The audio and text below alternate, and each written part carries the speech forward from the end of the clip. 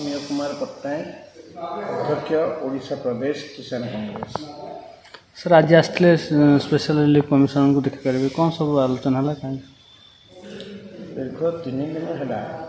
लगातार भाव में जो लघुचाप जनित वर्षा समग्र राज्य में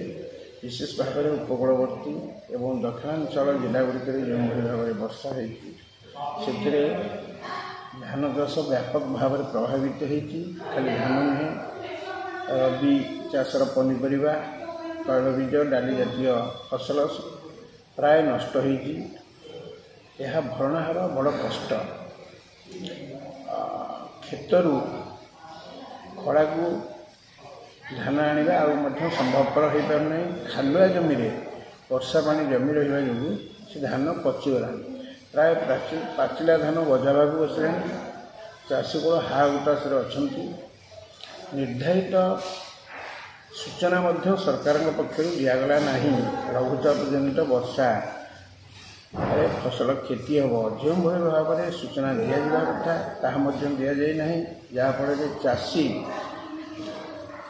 दीर्घ दिन परिश्रम एवं चाष जो अर्थ विनियोग करते सी भी पाइबा बड़ कष्ट यही एक संगीन परिस्थिति सरकार पक्ष तत्परता तुरंत प्रकाश पाइबा दरकार एवं विभिन्न जिलार चाषी मान सहित जोगाजोग करने आमर कांग्रेस दलर विभिन्न अंचल जो मैंने कृषक नेता मान रही सहित आलोचना करने जहाँ सविशेष तथ्य मिलला वर्तमान व्यापक भाव में धान फसल नष्ट एवं पनीपरिया नष्ट तैलबीज एवं डाली जातीय फसल नष्ट चाषी भरणा करने भारी कष्ट एवं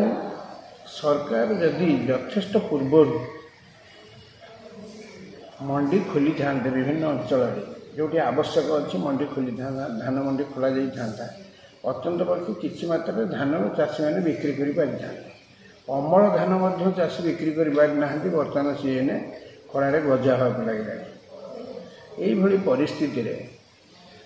प्रदेश किसान कांग्रेस तरफ आज सचिवालय ठारे जो स्वतंत्र रिलीफ कमिशनर और अतिरिक्त शासन सचिव ये रही देवेंद्र डीके सिंह साक्षात करी ये विषय राज्य जो परिस्थिति से सब संपर्क में अवगत कांग्रेस किसान कांग्रेस तरफ करी खूब निकट में राज्यपाल को स्मारक पत्र देवाई व्यवस्था रही आपण मैंने समस्ते जानते दीर्घ 3 दिन है लगातार लघुचाप जनित वर्षा द्वारा उपकूलवर्ती जिला दक्षिणांचल जिला एवं अन्य जिलागुड़िक व्यापक भाव में फसल नष्ट होती विशेषकर धान बहुल भाव में प्रभावित होती सहित तैलबीज डाली जातीय फसल एवं रबी पनीपरिया संपूर्ण भाव में नष्ट होती ये नष्ट जहाँ नष्ट होती भरणा करने चाषी पक्षे बड़ा असंभव सरकार ये दिगरे जो तत्परता प्रकाश करने कथा करना एवं जो धान डिस्कलर होगला सरकार दायी क्वालिटी कौन देखिए क्वालिटी न देखिकी जो प्रकार रंगविहीन धान को सरकार किणा को बाध्य जेहेतु विलंब मंडी खोली एवं टोकन ठीक समय देना विभिन्न प्रकार समस्या रही ये समस्यार समाधान पाई सरकार केते संवेदनशील बड़ बड़ कथा कहते एपर्यंत विभिन्न अंचल मंडी खोली ना यही जो संगीन परिस्थिति कटनी छटनी व्यापक भाव में मिलर मनमानी धान किणा अखा पाऊ नहीं चाषी एभली परिस्थिति आम किसान कांग्रेस तरफ महामहिम राज्यपाल को आसंता 24 तारीख दिन दाबी पत्र दि जावाई किसान कांग्रेस पक्ष स्थिर कराई आपण मान को अनुरोध करुच्ची व्यक्तिगत अनुरोध करुच्ची चाषी मानकर स्वार्थपाई आपण जिलार प्रतिनिधित्व भाव में आपण आसंता 24 तारीख दिन 24/12/2024 दिन 10टा समय भुवनेश्वर ठारे पहुँचे आम निर्दिष्ट एक स्थान राजभवन को जीवा राज्यपाल को दाबीपत्र देवा और उल्लेख करवा जदि ए वर्षर भल धान हो